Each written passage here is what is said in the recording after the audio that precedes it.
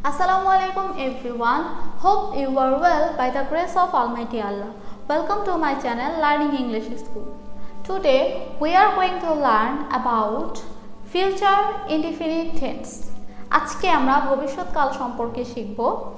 ভিডিওটি না টেনে সম্পূর্ণ ভিডিওটি সবাই মনোযোগ সহকারে দেখবেন এবং আপনি যদি আমার চ্যানেলে নতুন হয়ে থাকেন তাহলে আমার চ্যানেলটিকে প্লিজ সাবস্ক্রাইব করবেন এবং অবশ্যই শেয়ার করে দিবেন। Let's not waste our time and let's get into our topic future indefinite tense. সাধারণ ভবিষ্যৎকাল। বক্তার ভবিষ্যৎ সম্পর্কে যে কোনো মতামত, ধারণা ও অনুমান প্রকাশ করতে ফিউচার ইনডিফিনিট টেন্স ব্যবহার করা হয়। যদি সহজ বাংলায় আমরা বলি যে বক্তা মানে ধরুন আমি বলছি একটি কথা আমি বলছি আমি ভবিষ্যতে কোনো একটি কাজ করব, কোথাও যাব, কিছু খাবো বা ধরুন ভবিষ্যতে কোনো একটি কাজ সংঘটিত হবে এরকম যদি বুঝাই আমরা তাহলে সেক্ষেত্রে আমরা ফিউচার ইনডিফিনিট টেন্স ব্যবহার করে থাকি। যেমন ধরুন আমরা বললাম যে আমি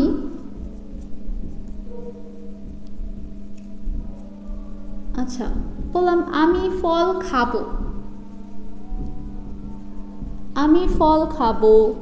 তারপর ধরুন বললাম যে সে স্কুলে যাবে। তারপর ধরুন বললাম যে নিতু কাজটি করবে।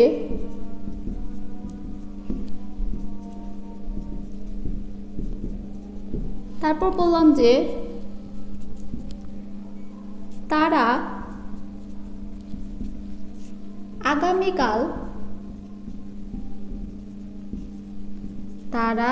আগামীকাল ঢাকা যাবে। আচ্ছা, এই টেন্সটির ক্ষেত্রে কিন্তু কিছু ভার্ব ব্যবহার করা হয় যে ভার্বটি হচ্ছে ভবিষ্যৎকালের কিছু টার্ম প্রকাশ করে। যেমন ধরুন অ্যাজিউম, বি অ্যাফ্রেড, বি অথবা feel, sure, believe, doubt, expect, hope, know, suppose, think. ধরুন আমরা যদি বললাম যে আমি চিন্তা করি যে এই কাজটি হবে আগামীতে, বা বললাম যে আই হোপ দ্যাট, আমি আশা করছি যে সে পাস করবে, বা আমরা বললাম যে আমি সন্দেহ করছি বা অনুমান করতে পারছি যে এটা আগামীতে হবে। তো এ ধরনের ক্ষেত্রে আমরা ফিউচার টেন্স ব্যবহার করে থাকি। এবার আমরা এই টেন্স স্ট্রাকচার সম্পর্কে জানব। সাবজেক্ট প্লাস শ্যাল অথবা will plus V1 plus extension. খেয়াল করুন সাবজেক্ট প্লাস শ্যাল অথবা উইল, V1 প্লাস এক্সটেনশন।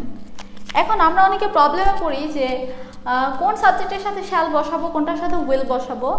চলুন এটা আমরা জেনে নিই। ধরুন আই এর সাথে সব সময় শ্যাল বসে,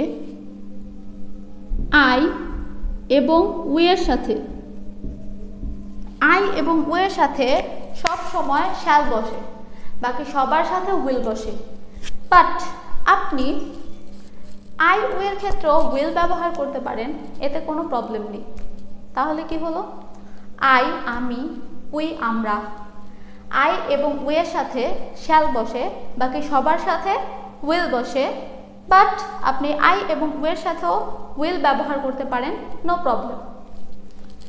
চলুন এবার আমরা দেখি আমি ফল খাবো। I shall eat fruit. I তারপর এর সাথে shall বসে, তারপর একটা V1 লিখলাম ইট, তারপর fruit লিখলাম। সে স্কুলে যাবে, she will go to school. Nitu কাজটি করবে। Nitu will do the work. তারা আগামীকাল ঢাকা যাবে। They will go to Dhaka tomorrow. এবার আমরা আসি, যেমন ধরুন এই শিওর ভার্বটি দিয়ে নিশ্চিত, আই এম শিওর, আমি নিশ্চিত, হি উইল কাম, সে আসবে। আবার ধরুন আমরা যদি কোনো ভবিষ্যতে ঘটবে এমন কিছু যদি বলি, যেমন এই ঋতুটি আসতেছে, সেক্ষেত্রে আমরা ভবিষ্যৎকাল ব্যবহার করি। যেমন ধরুন স্প্রিং উইল কাম অ্যাগেইন, বসন্ত আবার আসবে। বার্ডস উইল বিল্ড নেস্ট, পাখিরা বাসা তৈরি করবে। The president will open the bank tomorrow.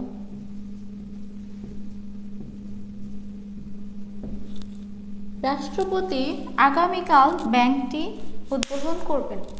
তো দেখুন, এই হচ্ছে ফিউচার ইনডিফিনিট টেন্সের এক্সাম্পল, বা আমরা যেটাই বলি না কেন, এর স্ট্রাকচারটা হচ্ছে সাবজেক্ট প্লাস শ্যাল অথবা will plus V1 plus extension.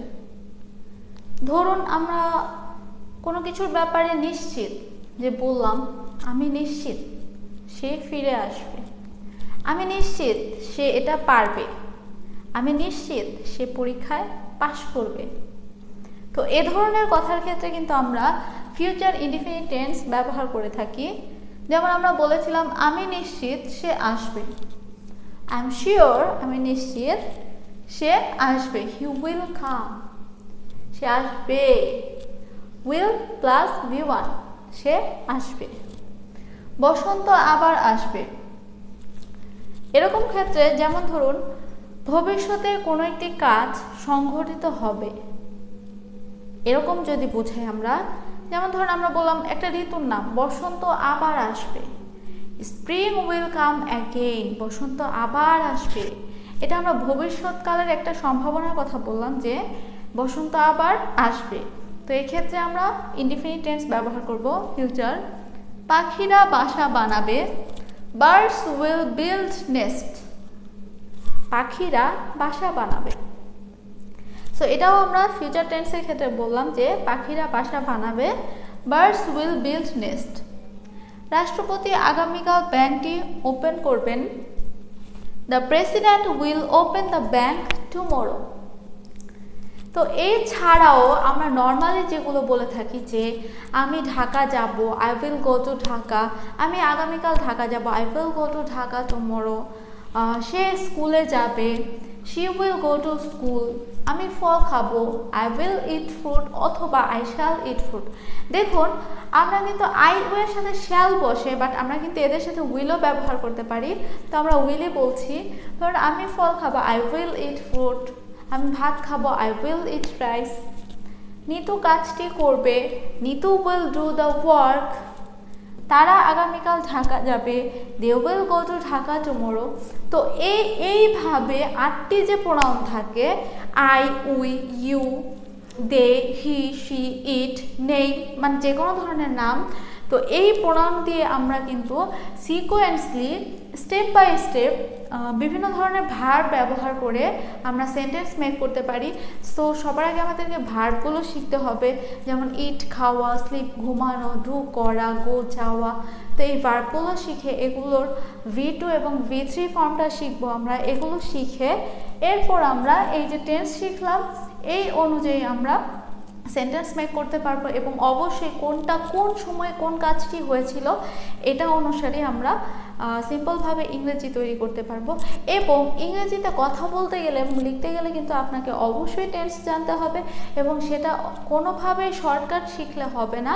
আমি মনে করি যদি একটু দেরিও হয় তবুও খুব ভালোভাবে step by step part to part টেন্সটা আমাদের শিখে নিতে হবে। এতে করে কি হবে, আমরা নিজেরাই নিজেদের শর্টকাট টেকনিকে টেন্সটাকে মনে রাখতে পারবো এবং এই অনুযায়ী সবগুলো সেন্টেন্স মেক করতে আমাদের কোনো অসুবিধা হবে না। I hope to see you all inshallah next class. Till then, take care and Allah Hafiz.